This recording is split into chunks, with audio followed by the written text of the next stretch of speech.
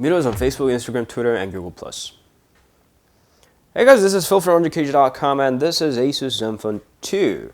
Okay, so Zenfone 2 was known for its prices and the comparatively high top-notch specs for its price. And let's take a look how it is in the real life. It's got a receiver on the top, ASUS logo, and the 5.5 inches of a Full HD display, or the 720p display if according to your choices. 199 one has a 2 gigs of RAM, and 299 one has a 4 gigs of RAM. And back, home, and the multitasking key, they're all the same. Nothing on the right nor left. All keys are built in the back. We'll get that very soon. And the power key on top, which is not exactly a very accessible area. That's why ASUS has built in the double tap to wake up functionality that most of the other phones also have. So you won't be pressing the top power key very often. There's an earphone jack, and on the bottom there's a micro USB port and the microphone. On the back we have a very LG likely camera, LED flash, and the volume rocker. So volume rocker, those actually press ups and downs, and there's no power key. This is not an LG. There's an ASUS logo and Intel logo, Zenfone logo, speaker grill, and that's pretty much it. The colors are red, black, and the champagne gold. And there's a white one and some other colors as well, but those three are all we have. And looking at that black one, I really like the black one. Black one has a very, very toned down, very cyber kind of thing. But this really reminds me of LG G3. So here's an LG G3. Not only the back key, but the hairline finishes also remind me where ASUS has got their idea from. I think it is pretty obvious. Along with that design languages, there's a lot of similarities. But anyway, this is not a video dedicated for ASUS copyrights, so LG copyrights. So let's dive right into the 1080p version of the Zenfone 2. So you can double tap to wake, as I said before. You can double tap to wake, and there's this ASUS Zen UI, which is not exactly the most beautiful user interface in the world. ASUS is not known for that. They tried, and Android Lollipop does add up to the design identity. It has a very clean-looking interface. It has a very cute icons, and this is mainly due to the Android Lollipop, not ASUS's, because ASUS Zen UI launcher has those ugly icons here and there. I can see that they have tried a lot to customize their interface and make it look better somehow, mostly by user defining their wallpapers and stuff, but I still think that this is not exactly the most appealing user interface that you can find.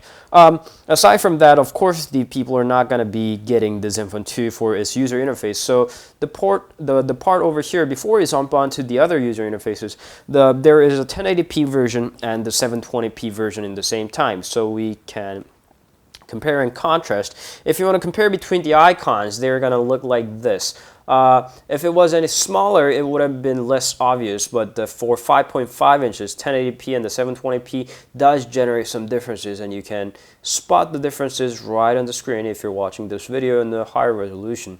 So those are the differences, and unfortunately, 720p model of the Zenfone 2 does not provide any better of the battery life, which we're going to deal in on the latter of the video.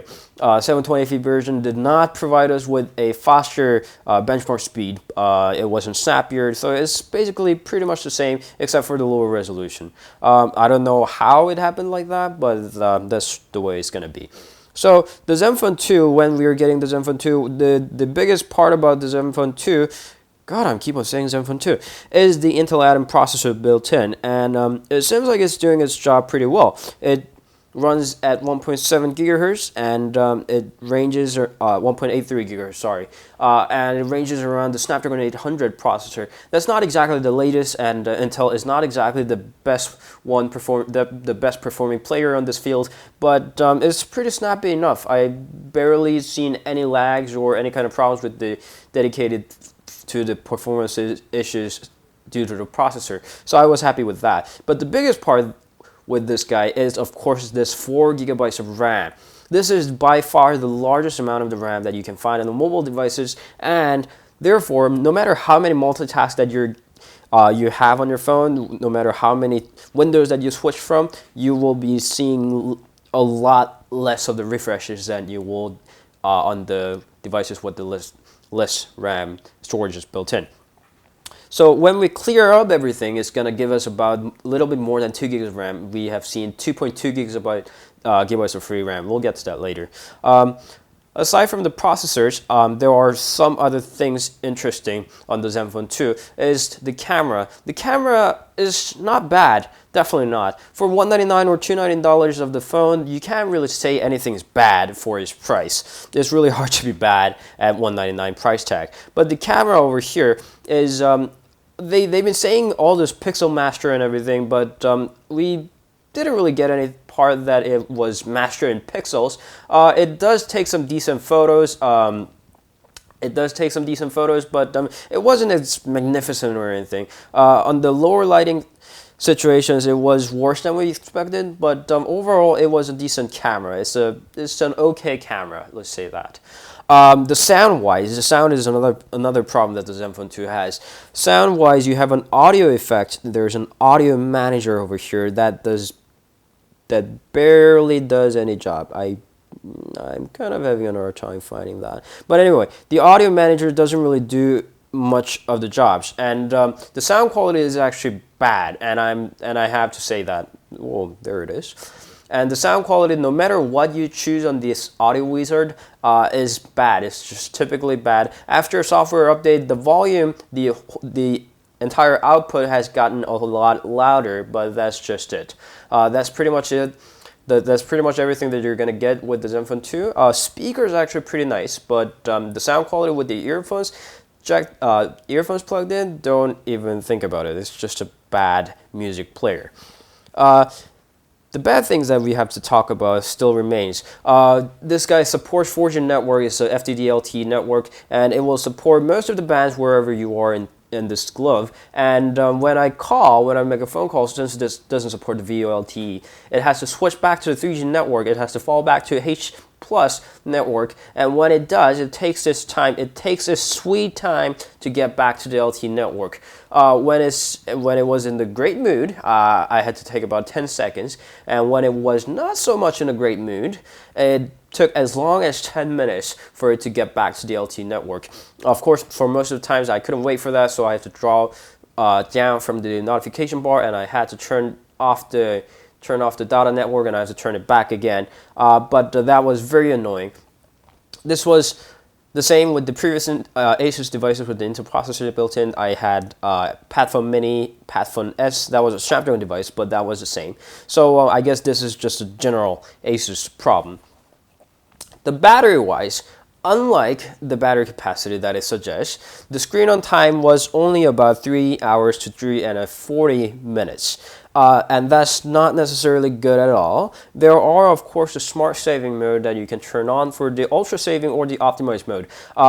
With every single power saving turned off, it gave us the screen on time for 3 hours to 40 minutes. And with the smart saving on, it did give us a little bit more than 4 hours of screen on time, but it killed off data network too often that we couldn't really stand using it as a general standard device for everyday life. So that's another bummer there.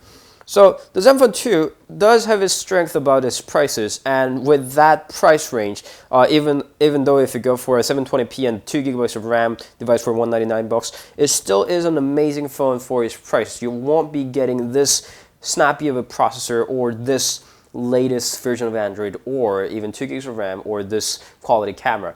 But of course, you can't get a flagship device with that price. So there is a clear cut that you have to be expecting from a Zenfone 2 or any kind of mid-range device that suggests that it's a high-end device. So for $199 or $299, there's a clear cut. There could be some things better than your most of the mid-range devices, like a bigger screen or those little designs or the cameras, whatever that would be, 4 gigs of RAM, whatever that would be, there would be some parts that it's better than most of the mid-rangers. But those are not everything. For a phone to be a flagship, well, this applies to everything, but for something to be flagship, it has to be well built in every single sense, and Zenfone 2 misses a lot. So this is a very newly opened one, and there are some aesthetic problems, cosmetic problems, like we have seen on the iPhones. Those are not completely well built. There are some glitches over here, and I've opened up 3 Zenfone 2s, and they all suffer from the same problem. So with those kind of glitches and software designs, and there are few problems that I wanted to point it out.